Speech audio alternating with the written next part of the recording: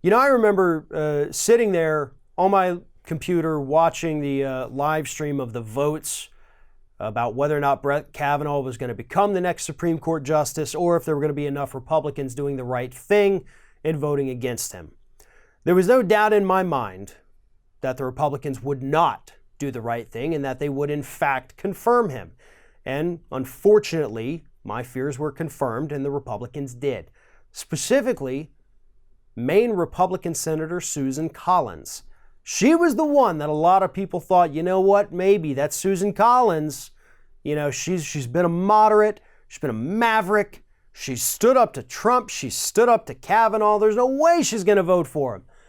And then, of course, yeah, she voted for him because that's what she does. She is not a maverick, she is not a moderate, she's a Republican.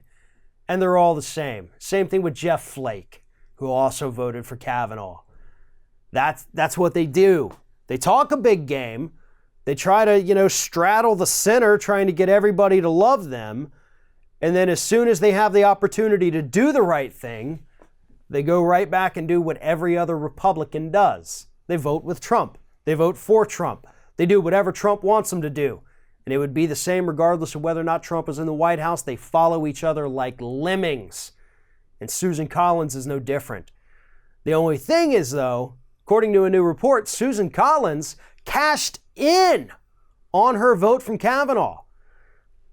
In the quarter, the financial reporting quarter that followed her vote to confirm Kavanaugh, she raised $1.8 million. $1.8 million. That was actually the best quarter of her entire career. $1.8 million. To put that in perspective, you know how much she raised the quarter before that? $140,000. $140,000. And then the 3-month period after that, you get $1.8 million. And you know what fueled this? Out-of-state money.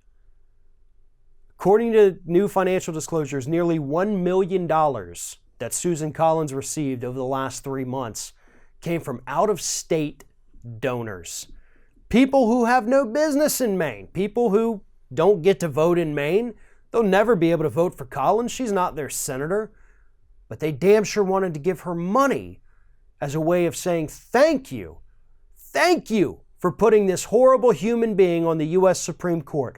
Thank you for putting another corporatist on that high court so my business can pollute, we can extort, we can screw over everyone, and now we know that the high court has our back. Thank you, Susan Collins. Here's $2,000. She knew what she was doing. She knew what she would get out of this. And she is 100% reaping the rewards. But here's the thing.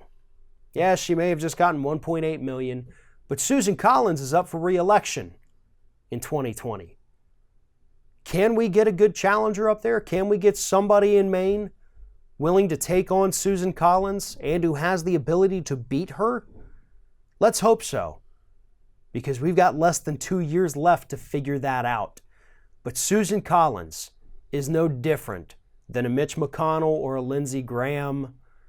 It's just that she's a little bit nicer about it and a little bit better at convincing the public that she's actually a moderate, even though, again, she's no different than every other disgusting Republican sitting in that Senate today. Thanks for watching, everybody. And don't forget, if you like what you see here, like, comment, share, and subscribe to our channel. And now you can also become a member of Ring of Fire and get exclusive early access to certain Ring of Fire videos all throughout the week. Just click on the little join button right below the video.